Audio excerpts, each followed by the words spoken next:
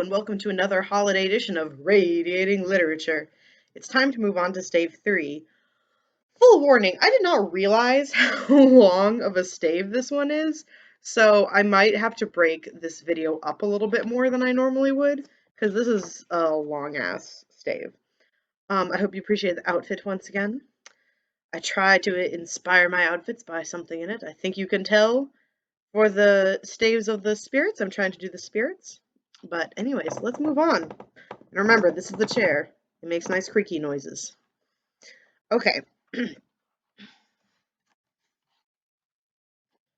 Stave 3, the second of the three spirits.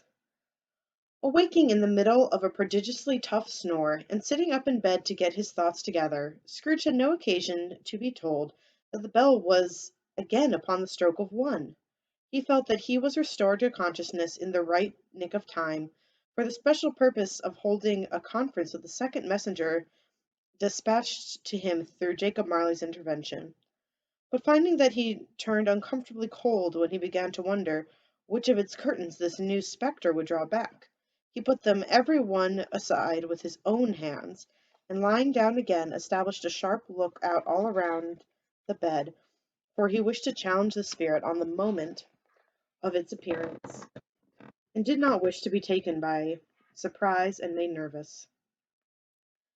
Gentlemen of the free and easy sort, who plume themselves on being acquainted with a move or two, and being usually equal to the time of day, express the wide range of their capacity for adventure by observing that they are good for anything from pitch and toss to manslaughter, between which opposite extremes, no doubt, there lies a tolerably wide and comprehensive range of subjects. Without venturing for Scrooge quite so heartily as this, I don't mind calling on you to believe that he was ready for a good broad field of strange appearances, and that nothing between a baby and a rhinoceros would have astonished him very much. Now, being prepared for almost anything, he was not by any means prepared for nothing, and, consequently, when the bell struck 1, and no shape appeared, he was taken into a violent fit of trembling. 5 minutes, 10 minutes, quarter of an hour went by, yet nothing came. All this time he lay upon his bed, the very core and centre of a blaze of ruddy light, which streamed upon it when the clock proclaimed the hour, and which, being only light, was more alarming than a dozen ghosts, as he was powerless to make out what it meant, or would be at, and was sometimes apprehensive that he might be at the very moment an instant case of spontaneous combustion, without having the consolation of knowing it. At last, however, he began to think, as you or I would have thought at first, for it is always the person not in the predicament who knows what ought to have been done, and would unquestionably have done it too. At last, I say, he began to think that the source and secret of this ghostly light might be in the adjoining room, from whence, on further tracing it, it seemed to shine. This idea taking full possession of his mind, he got up softly, and shuffled in his slippers to the door. The moment Scrooge's hand was on the lock, a strange voice called him by name, and bade him enter. He obeyed. It was his own room, there was no doubt about that, but it had undergone a surprising transformation. The walls and ceilings were so hung with living green that it looked a perfect grove, from every part of which bright gleaming berries glistened.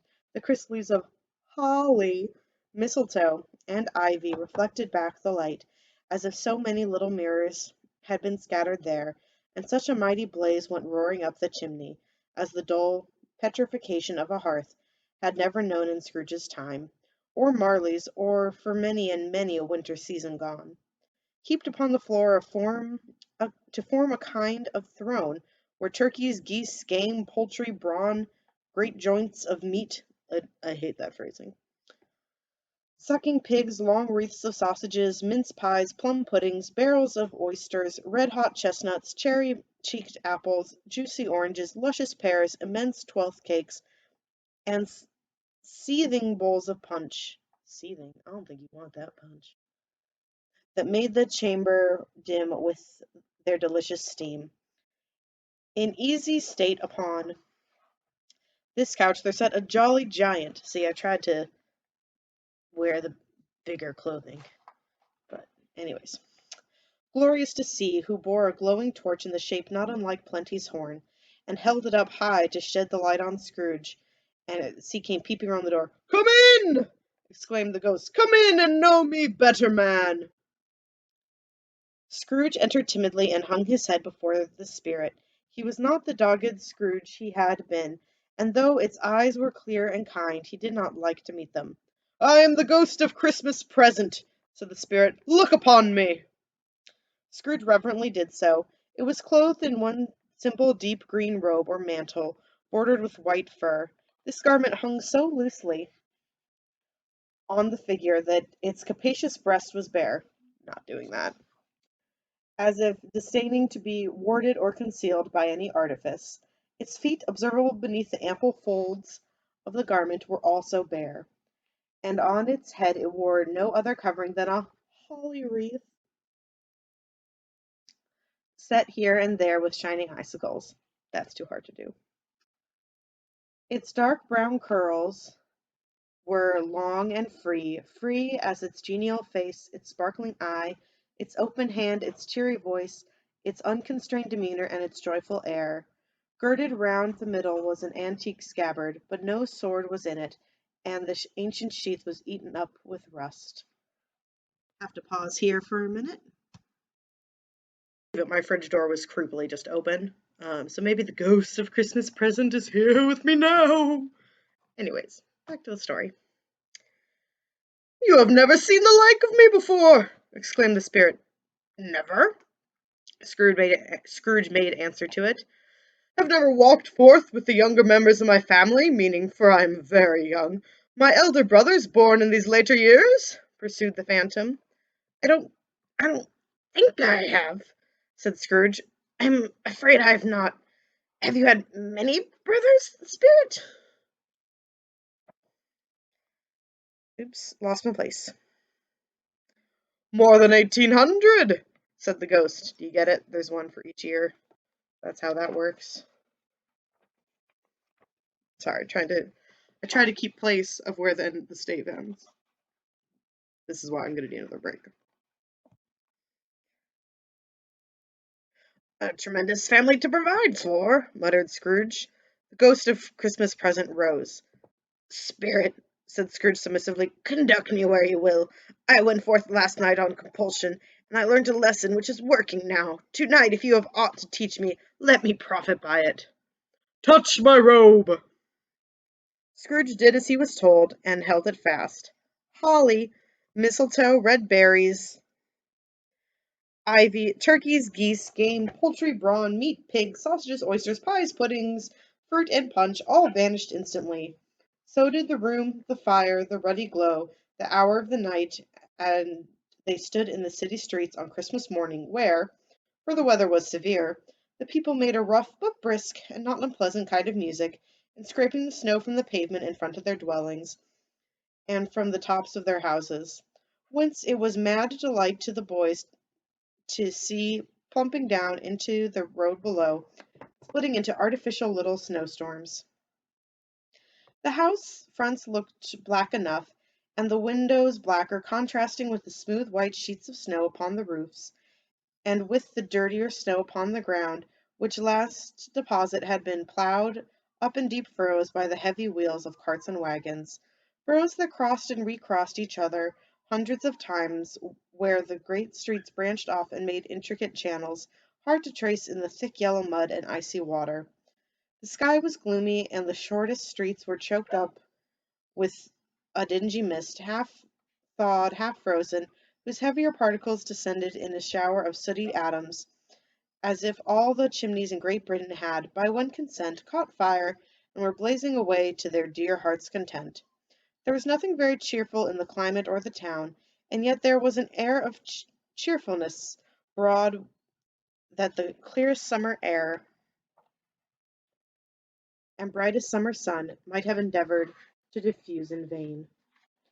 For those who were shovelling away on the housetops were jovial and full of glee, calling out to one another from the parapets, and now and then exchanging a facetious snowball, better-natured missile far than many a worldly jest, laughing heartily if it went right, and not less heartily if it went wrong.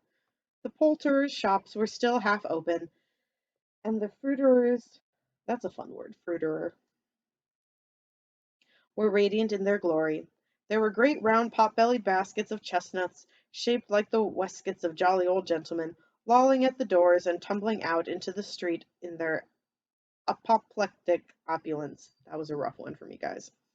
There were ruddy, brown-faced, broad-girthed Spanish onions, shining in the fatness of their growth, like Spanish friars. That seems rude.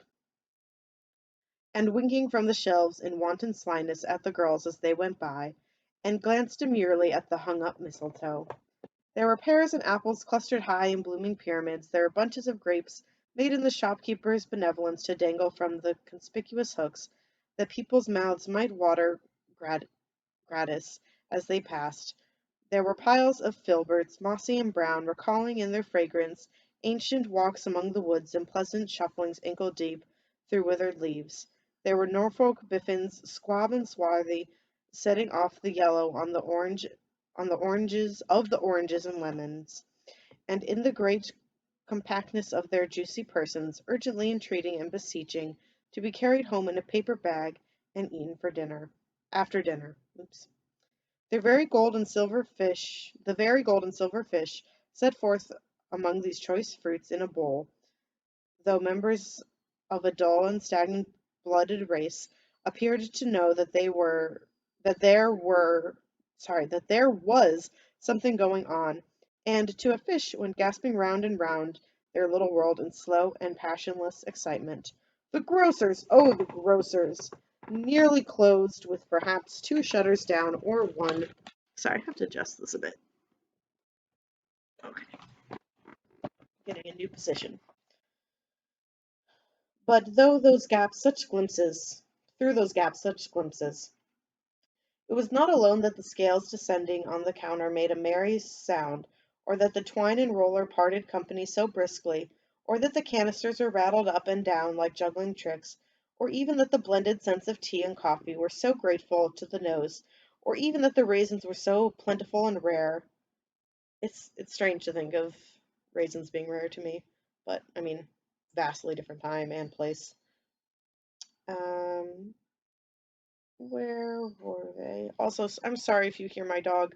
He's he's sad that he can't be here, but he would be jumping over everything, and he does have treats. He has a whole Kong full of peanut butter, and he has water, so he's okay. And he and I need to practice being apart. Um, the almonds so extremely white, the sticks of cinnamon so long and straight, the other spices so delicious, the candied fruits so caked and spotted with molten sugar, as to make the coldest lookers on feel faint and subsequently bilious. Nor was it that the figs were moist and pulpy, or that the French plums blushed in modest tartness from their highly decorated boxes, or that everything was good to eat and in its Christmas dress.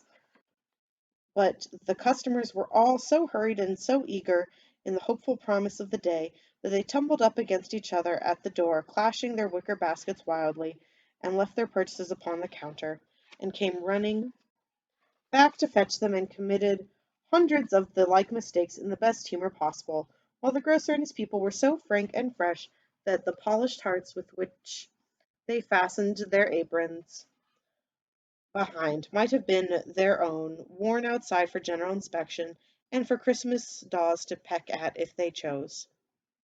But soon the steeples called good people all to church and chapel, and away they came, flocking through the streets in their best clothes and with their gayest faces. And at the same time there emerged from scores of by-streets, lanes, and nameless turnings, innumerable people carrying their dinners to the bakers' shops. The sight of these poor revellers appeared to interest the spirit very much, for as he stood with Scrooge beside him in a baker's doorway, and taking off the covers as their bearers passed, sprinkled incense on their dinners from his torch. And it was a very uncommon kind of torch, for once or twice when they were angry words between some dinner carriers, who had jostled with each other, he shed a few drops of water on them from it, and their good humour was restored directly, for they said it was a shame to quarrel upon Christmas Day, and so it was, God love it, so it was. In time the bells ceased and the bakers were shut up, and yet there was a genial shadowing forth of all these dinners, and the progress of their cooking in the thawed blotch of wet above each baker's oven, when the pavement smoked as if its stones were cooking too. Is there a peculiar sorry, is there a peculiar flavour in what you sprinkle from your torch? Asked Scrooge. There is, my own. Would it apply to any kind of dinner on this day? Asked Scrooge. To any kindly given, to a poor one most. Why to a poor one most? Asked Scrooge. Because it needs it most. Spirit, said Scrooge after a moment's thought, I wonder you, of all beings in the many worlds about us, should desire to cramp these people's opportunities of innocent enjoyment. Aye, cried the Spirit, you would deprive them of the means of dining every seventh day, often the only day on which they can be said to dine at all, said Scrooge. Wouldn't you? Aye, cried the Spirit. You seek to close these places on the seventh day, said Scrooge, and it comes to the same thing. I seek, exclaimed the Spirit. Forgive me if I am wrong. It has been done in your name, or at least in that of your family, said Scrooge. There are some upon this earth of yours, returned the Spirit, who lay claim to know us, and who do their deeds of passion, pride, ill will, hatred, envy, bigotry, and selfishness in our name, who are as strange to us as all our kith and kin, as if they had never lived. Remember that, and charge their doings on themselves, not us. Scrooge promised that he would, and they went on, invisible as they had been before, into the suburbs of the town. It was a remarkable quality of the ghost, which Scrooge had observed at the baker's, that notwithstanding his gigantic size, he could accommodate himself to any place with ease, and that he stood beneath a low roof quite as gracefully and like a supernatural creature he is a supernatural creature as it was possible he could have done in any lofty hall. And perhaps it was the pleasure the good Spirit had in showing off this power of his, or else it was his own kind, generous, hearty nature, and his sympathy for all poor men, that led him straight to Scrooge's clerks. For there he went, and took Scrooge with him, holding to the robe, and on the threshold of the door, the Spirit smiled and stopped to bless Bob Cratchit's dwelling, with the sprinklings of his torch. Think of that! Bob had but 15 bob a week himself. This is a pun, has to do with money, but so you get it? Bob a person and Bob like money? Ha ha ha. He pocketed on Saturdays but 15 copies of his Christian name, and yet the ghost of Christmas present blessed his four-roomed house. Then up rose Mrs. Cratchit, Cratchit's wife, dressed out but poorly in a twice-turned gown, but brave in ribbons which are cheap and made a goodly show for sixpence, and she laid the cloth assisted by Belinda Cratchit, second of her daughters, also brave in ribbons, while Master Peter Cratchit plunged a fork into the saucepan of potatoes, and getting the corners of his monstrous shirt collar. Ooh, that was way too many pages. Monstrous shirt collar. Bob's private property conferred upon his son and heir in honor of the day, into his mouth, rejoiced to find himself so gallantly attired, and yearned to show his linen in the fashionable parks. And now two smaller Cratchits, boy and girl, came tearing in, screaming that outside the baker's they had smelt the goose, and known it for their own, and basking in luxurious thoughts of sage and onion, these young Cratchits danced about the table, and exalted Master Peter Cratchit to the skies, while he, not proud, although his collars nearly choked him, blew the fire until the slow potatoes, until the slow potatoes bubbling up knocked loudly on the saucepan lid, to be let out and peeled. Whatever has got your precious father, then? Sorry, said Mrs. Cratchit. Oops, I lost my place. And your brother, Tiny Tim, and Martha wasn't as late last Christmas by half an hour. Here's Martha, mother. Ooh, I don't like that. Here's Martha, mother, said a girl appearing as she spoke.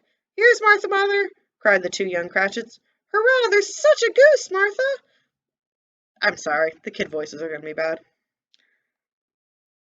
"Why, bless your heart, my dear, how late you are!" said Mrs. Cratchit, kissing her a dozen times, and taking off her shawl and bonnet for her with officious zeal. "We'd a deal of work to finish up last night," replied the girl, "and to clear away this morning, mother." "Well, never mind, so long as you are come," said Mrs. Cratchit. "Sit ye down before the fire, my dear, and have a warm, Lord bless ye."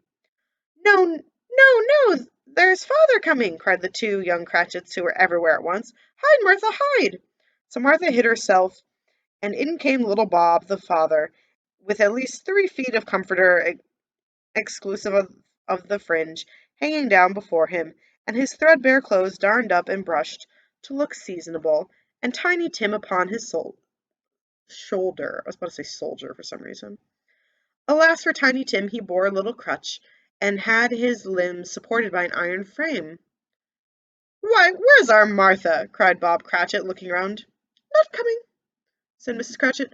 "Not coming," said Bob, with a sudden declension in his high spirits, for he had been Tim's blood horse all the way from church, and had come home rampant. "Not coming upon Christmas Day!" Martha didn't like to see him disappointed, if it were only in joke, so she came out prematurely from behind the closet door, and ran into his arms, while the two young Cratchits hustled Tiny Tim, and bore him off into the wash-house, so he might hear the pudding singing in the copper.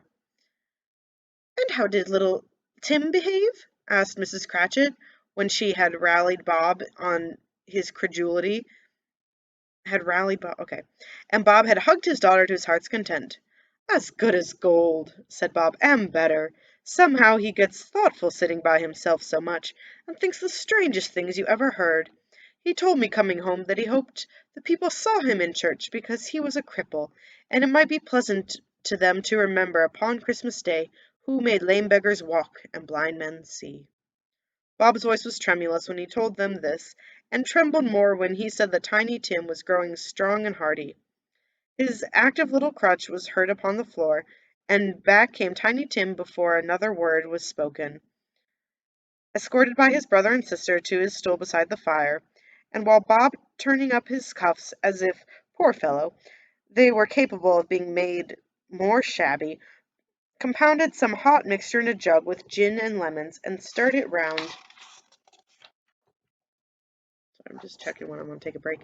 Round, and put it in the hob to simmer. Master Peter and the two ubiquitous young Cratchits, I love how they don't get names, it's just like, we got Martha, Peter, question mark, Tiny Tim. Fuck those other kids, I guess. Went to fetch the goose, and with which they soon returned in high procession. Such a bustle ensued that you might have thought a goose the rarest of all birds, a feathered phenomenon, to which a black swan was a matter of course, and in truth it was something very like it in that house. Mrs. Cratchit made the gravy ready beforehand in a little saucepan, hissing hot. Master Peter mashed the potatoes with incredible vigor. Miss Belinda, oh, sorry, I forgot about Belinda. Belinda also has a name. We got Martha, Peter, Belinda, question mark, Tiny Tim. Martha dusted the hot plates. Bob took Tiny Tim beside him in a tiny corner at the table. The two young Cratchits set chairs for everybody, not forgetting themselves, and mounting guard upon their posts, crammed spoons into their mouths, lest they should shriek for goose before their turn came to be helped. That's a very funny image, just kids with spoons going like, I think it's very funny. Where did I leave off? At last the dishes were set on, and grace was said. It was succeeded by a breathless pause, as Mrs. Cratchit, looking slowly all along the carving knife, prepared to plunge it into the breast. But when she did, and when the long-expected gush of stuffing issued forth, one murmur of delight arose all around the board, and even Tiny Tim, excited by the two young Cratchits, beat on the table with the handle of his knife, and feebly cried, "Hurrah!" There never was such a goose. Bob said he didn't believe there ever was such a goose cooked. Its tenderness and flavour, size and cheapness, were the themes of universal admiration. Eked out by the apple sauce and mashed potatoes, it was a sufficient dinner for the family. Indeed, as Mrs. Cratchit said with great delight, surveying one small atom of bone upon the dish, they hadn't ate it all at last. Yet every one had had enough, and the youngest Cratchits in particular were steeped in sage and onion to the eyebrows.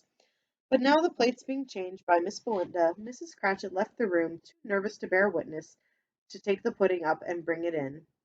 Suppose it should not be done enough? Suppose it should break in turning out? Suppose somebody should have got over the wall of the backyard and stolen it, while they were merry with the goose? A supposition at which the two young Cratchits became livid. All sorts of horrors were supposed. Hello! A great deal of steam. The pudding was out of the copper. A smell like a washing day. That was the cloth. A smell like an eating house, and a pastry's cook next door to each other, with a laundress next door to that. That was the pudding. In half a minute Mrs. Cratchit entered, flushed, but smiling proudly with the pudding, like a speckled cannon ball, so hard and firm, blazing in half a quartern of ignited brandy, and and bedight with Christmas holly stuck into the top. Oh, a wonderful pudding, Bob Cratchit said, and calmly too, that he regarded it as the greatest success achieved by Mrs. Cratchit since their marriage. Mrs. Cratchit said that now the weight was off her mind, she would confess she had had her doubts about the quantity of flour. Everybody had something to say about it, but nobody said or thought it was at all a small pudding for a large family. It would have been flat heresy to do so. Any Cratchit would have blushed to hint at such a thing. At last the dinner was all done, the cloth was cleared, the hearth swept, and the fire made up. The compound in the jug being tasted and considered perfect, apples and oranges were put upon the table, and a shovelful of chestnuts into the fire. Then all the Cratchit family drew round the hearth, in what Bob Cratchit called a circle, meaning half a one, and Bob Cratchit's elbow stood the family display of glass, 2 tumblers, and a custard cup without a handle.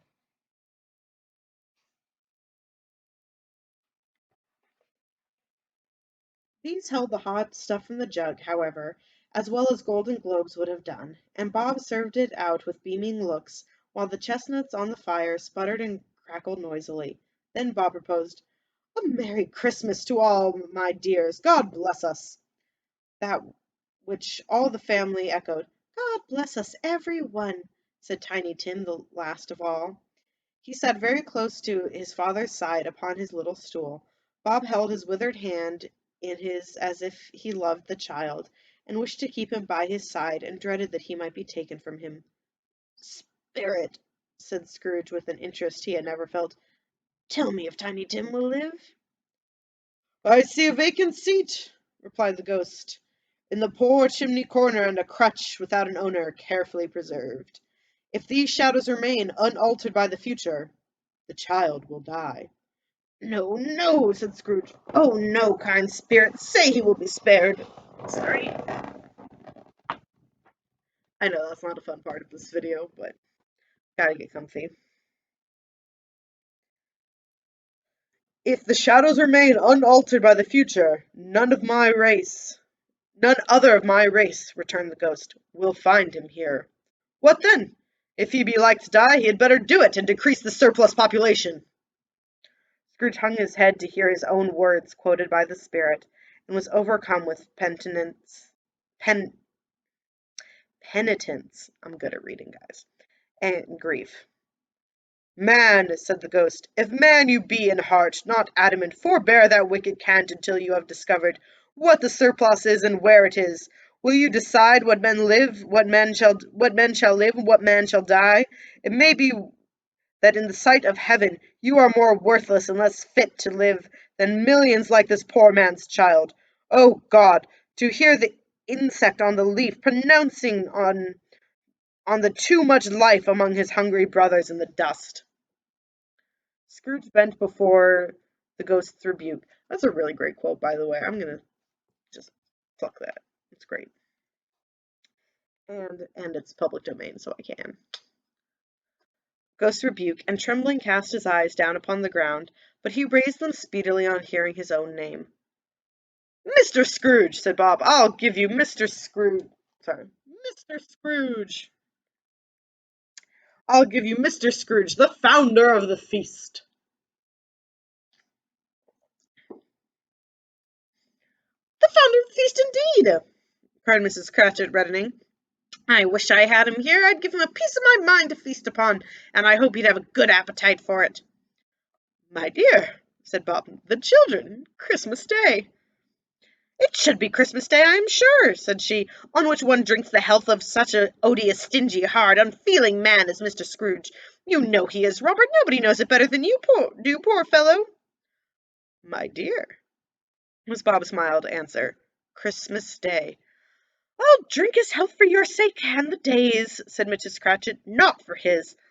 Long, sorry, long life to him, a Merry Christmas and a Happy New Year. He'll be very merry and very happy, I have no doubt."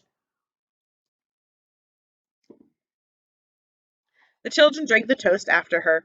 It was the first of their proceedings which had no heartiness in it. Tiny Tim drank it last of all, but he didn't care twopence for it. Scrooge was the ogre of the family. The mention of his name cast a dark shadow on the party, which was not dispelled for a full 5 minutes. After it had passed, they were 10 times merrier than before, with the mere relief of Scrooge the Baleful being done with. Bob Cratchit told them how he had a situation in his eye for Master Peter, which would bring in, if obtained, full 5 and 6 pence weekly. The two young Cratchits laughed tremendously at the idea of Peter's being a man of business. Peter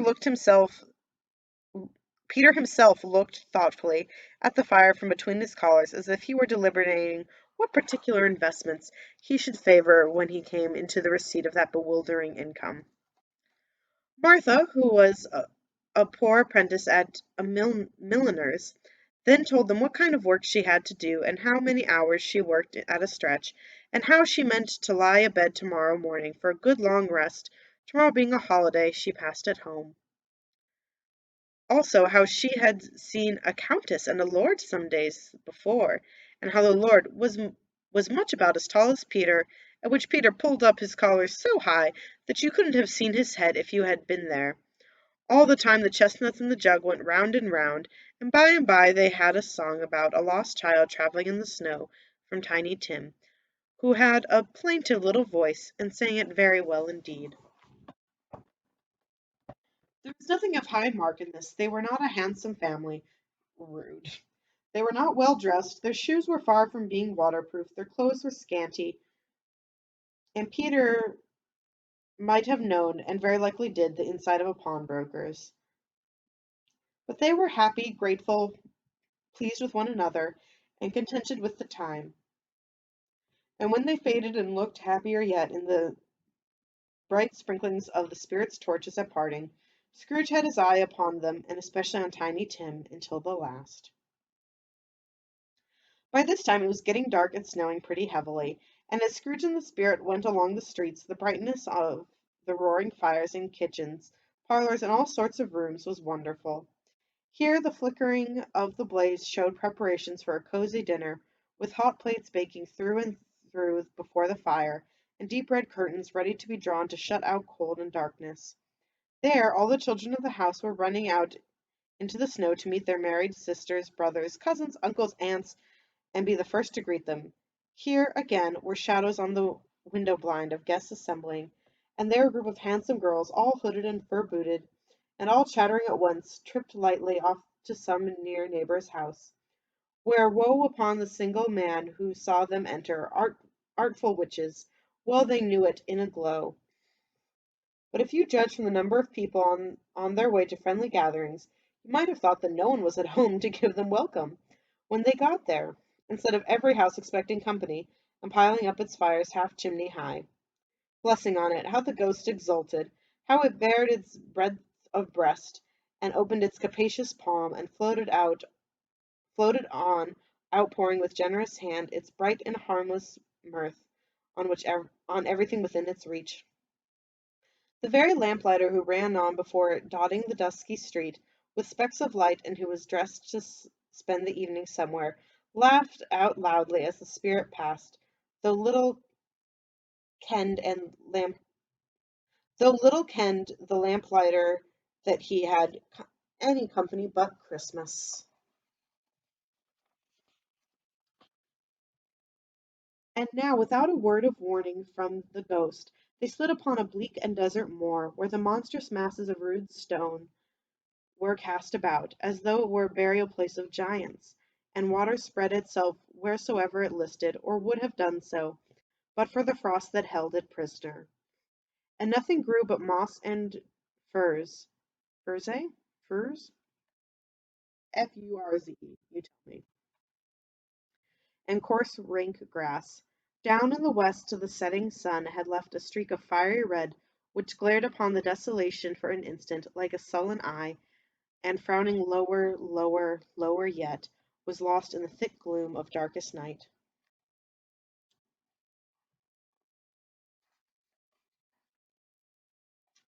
"What place is this?" asked Scrooge. "A place where miners live, who labor in the bowels of the earth," returned the spirit. "But they know me, see!" A light shone from the window of a hut, and swiftly they advanced towards it. Passing through the wall of mud and stone, they found a cheerful company assembled round a glowing fire, an old man and woman with their children and their children's children, and another generation that all decked out gaily their holiday attire. The old man, in a voice that seldom rose above the howling of the wind upon the barren waste, was singing them a Christmas song. It had been a very old song when he was a boy, and from time to time they all joined in the chorus. So surely as they raised their voices, the old man got quite blithe and loud, and so surely as they stopped, his vigors sank again. The spirit did not tarry here, but bade Scrooge hold his robe, and passing on above the moor, sped whither? Not to sea. To sea. To Scrooge's horror, looking back, he saw the last of the land, a frightful range of rocks behind them, and his ears were deafened by the thundering of water, as it rolled and roared and raged among the dreadful caverns it had worn, and fiercely tried to undermine the earth. Built upon a dismal reef of sunken rocks, some league or so from shore, on which the waters chafed and dashed the wild year through, there stood a solitary lighthouse. Great heaps of seaweed clung to its base, and storm birds born of the wind, one might suppose, as seaweed of the water, rose and fell about it like the waves they skimmed. But even here two men who watched the light had made a fire that through the loophole in the thick stone wall shed out a ray of brightness on the awful sea. Joining their horny hands, it is what it says, over the rough table at which they sat, they wished each other Merry Christmas in their can of grog. And one of them, the elder two, with his face all damaged and scarred with hard weather as the figurehead of an old ship might be, struck up a sturdy song that was like a gale in itself. Again the Ghost sped on above the black and heaving sea, on, until, being far away, as he told Scrooge, from any shore, they lighted on a ship. They stood beside the helmsman. At the wheel they looked out in the bow, sorry. The officers who had the watch, dark ghostly figures in their several stations, but every man among them hummed a Christmas tune, or had a Christmas thought, or spoke below his breath to his companion of some bygone Christmas day, with homeward hopes belonging to it, and every man on board, waking or sleeping, good or bad, had had a kinder word for another on that day than on any day in the year, and had shared to some extent in its festivities, and had remembered those he cared for at a distance, and had known that they delighted to remember him. It was a great surprise to Scrooge, while listening to the moaning of the wind, and thinking what a solemn thing it was to move on through the lonely darkness, over an unknown abyss, whose depths were secrets as profound as death. It was a great surprise to Scrooge, while thus engaged, to hear a hearty laugh. It was a much greater surprise to Scrooge to recognize it as his own nephew's, and to find himself in a bright, dry, gleaming room, with the spirit standing smiling by his side, and looking at the same nephew with approving affability. "Ha ha!" laughed Scrooge's nephew. "Ha ha ha! If you should happen by any unlikely chance to know a man more blessed in a laugh than Scrooge's nephew." Sorry, that laugh wasn't good enough for that description, but here we go. All I can say is I should like to know him too. Introduce him to me, and I'll cultivate his acquaintance. It is a fair, even-handed, noble adjustment of things, that, while there is infection and disease and sorrow, there is nothing in the world so irresistibly contagious as laughter and good humor. It's a bit of a rough thing to say now during a pandemic, but okay. When Scrooge's nephew laughed in this way, holding his sides, rolling his head, and twisting his face into the most extravagant contortions, Scrooge's niece, by marriage, laughed as heartily as he, and their assembled friends, being not a bit behind, roared out lustily, "Ha ha ha ha ha ha ha!" "He said that Christmas was a humbug, as I live!" cried Scrooge's nephew. "He believed it too!" "More shame for him, Fred," said Scrooge's niece indignantly. "Bless those women, they always do anything by halves. Sorry, they never do anything by halves. That makes more sense. They are always earnest. She was very pretty, exceedingly pretty, with a dimpled, surprised-looking, capital face, a ripe little mouth that seemed made to be kissed. I hate calling it ripe. I hate that. Damn you, Dickens. As no doubt it was, all kinds of good little dots about her chin that melted into one another when she laughed, and the sunniest pair of eyes you ever saw in any little creature's head. Although she was what you would have called provoking, you know, but satisfactory too. Oh, perfectly satisfactory. "He's a comical old fellow," said Scrooge's nephew. "That's the truth. And not so pleasant as he might be. However, his offences carry their own punishment, and I have nothing to say against him." "I'm sure he's very rich, Fred," hinted Scrooge's niece. "At least you always tell me so." "And what of that, my dear?" said Scrooge's nephew. And sorry, here's where I'm going to take a break. It's been a long time. All right, another video coming soon. Another video coming now. I really just meant I'm taking multiple videos, but they're going to be in one video for you. Bad phrasing, but I really don't like doing more than one take. So here we go. Continuing on. His wealth is of... Oh, sorry, I forgot who was talking. His wealth is of no use to him. He don't do any good with it. He don't make himself comfortable with it. He hasn't the satisfaction of thinking that he's ever going to benefit us with it. "I have no patience with him," observed Scrooge's niece. Scrooge's niece's sisters and all the other ladies expressed the same opinion. "Oh, I have," said Scrooge's nephew. "I am sorry for him. I couldn't be angry with him if I tried. Who suffers by his ill whims? Himself always." I would like to point out that quite a few people suffer his ill whims, like Bob, and thus of Bob's family, and also probably most of the people he lends money to. "Here he takes it into his head to dislike us, and he won't come and dine with us. What's the consequence? He doesn't lose much of a dinner." "Indeed, I think he loses a very good dinner," interrupted Scrooge's niece. Everybody else said the same, and they must be allowed to have been competent judges, because they had just had dinner, and with the dessert upon the table, were clustered round the fire by lamplight.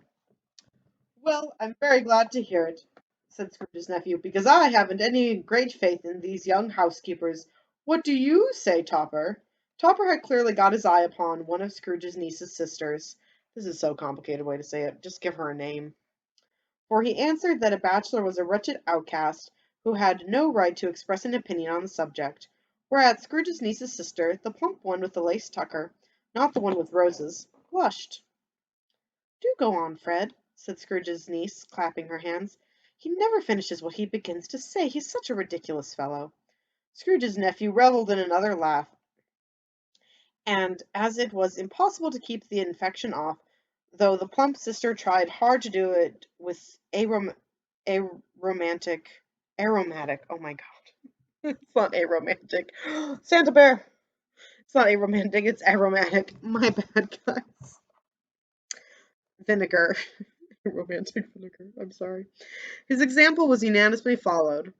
"I was only going to say," said Scrooge's nephew, "that the consequences of his taking a dislike to us, and not making merry with us, is, as I think, that he loses some pleasant moments which could do him no harm. I am sure he loses pleasanter companions than he can find in his own thoughts, either in his mouldy old office or his dusty chambers. I mean to give him the same chance every year, whether he likes it or not, for I pity him. He may rail at Christmas till he dies, but he can't help thinking better of it. I defy him if he finds me going there in good temper year after year and saying, 'Uncle Scrooge, how are you?' If it only puts him in the vein to leave his poor clerk £50, that's something. That's something. Sorry, the emphasis is on that. And I think I shook him yesterday."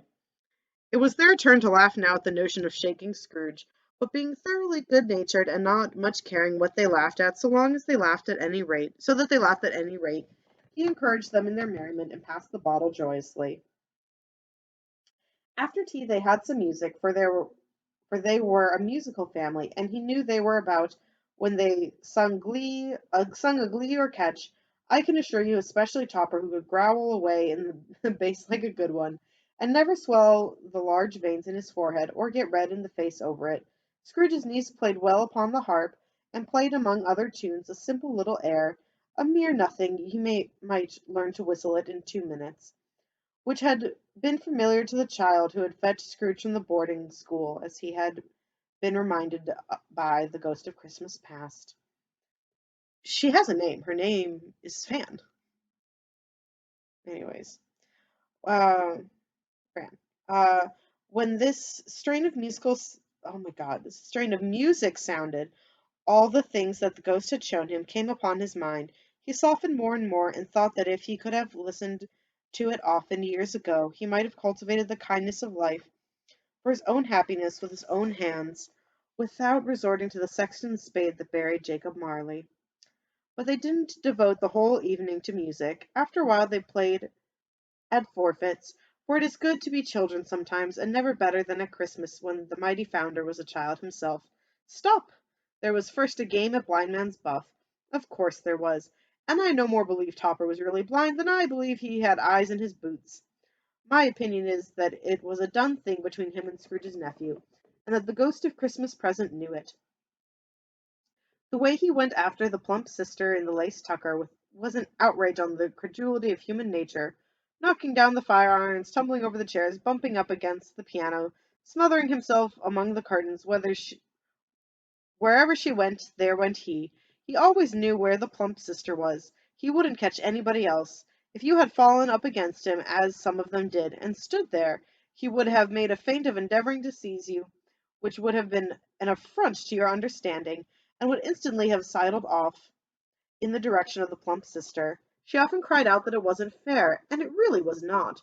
But when at last he caught her, when in spite of all her silken rustlings and her rapid flutterings past him, he got her into a corner whence there was no escape, then his conduct was the most ex oh God, execrable. For his pretending not to know her, his pretending that it was necessary to touch her headdress, and further to assure himself of her identity, pressing a certain ring upon her finger, and a certain chain about her neck, was vile, monstrous. No doubt she told him her opinion of it, when another blind man being in office, they were so very confidential together behind the curtains. Scrooge's niece was not one of the blind man's buff party, but was made comfortable with a large chair and footstool in a snug corner, where the ghost and Scrooge were close behind her. But she joined in the forfeits, and loved her love to admiration with all the letters of the alphabet. Likewise, at the game of How, When, and Where, she was very great, and to the secret joy of Scrooge's nephew, beat her sisters hollow, though they were sharp girls too, as Topper would have told you. There might have been 20 people there, young and old, but they all played, and so did Scrooge, for wholly forgetting, in the interest he had in what was going on, that his voice made no sound in their ears. He sometimes came out with his guess quite loud, and very often guessed right too, for the sharpest needle best Whitechapel warranted not to cut in the eye was not sharper than Scrooge, blunt as he took it in his head to be. The ghost was greatly pleased to find him in this mood, and looked upon him with such favour that he begged like a boy to be allowed to stay until the guests departed. But this the spirit said could not be done. "Here's a new game," said Scrooge. "1/2 hour, spirit, only one." It was a game called Yes and No, where Scrooge's nephew had to think of something, and the rest must find out, he only answering to their questions yes or no, as the case was. His brisk fire of questioning to which he was exposed elicited from him that he was thinking of an animal, a live animal, rather disagreeable animal, a savage animal, an animal that growled and grunted sometimes, and talked sometimes, and lived in London, and walked about the streets, and wasn't made a show of, and wasn't led by anybody. It didn't live in a menagerie, and was never killed in a market, and was not a horse, or an ass, or a cow, or a bull, or a tiger, or a dog, or a pig, or a cat, or a bear. At every fresh question that was put to him, this nephew burst into a fresh roar of laughter, and was so inexpressibly tickled that he was obliged to get up from the sofa and stamp. At last the plump sister, falling into a similar state, cried out, "I found it out! I know what it is, Fred! I know what it is!" "What is it?"